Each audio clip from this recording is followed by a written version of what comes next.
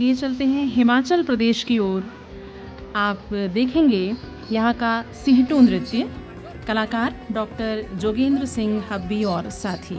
हिमाचल प्रदेश के ज़िला सिरमौर के हाटी जनजातीय क्षेत्र का लगभग 500 वर्ष पुराना ये नृत्य है। सिहटू सिरमौरी बोली में शेर के बच्चे को कहा जाता है।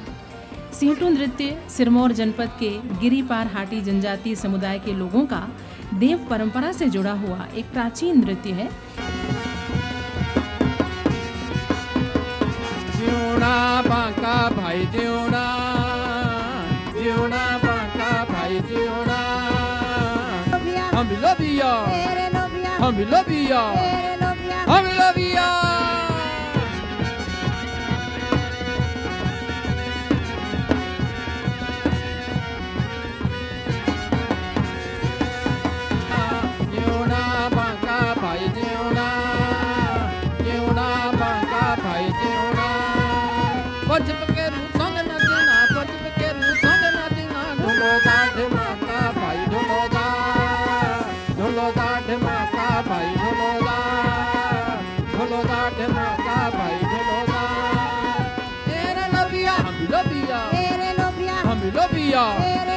हम लबिया।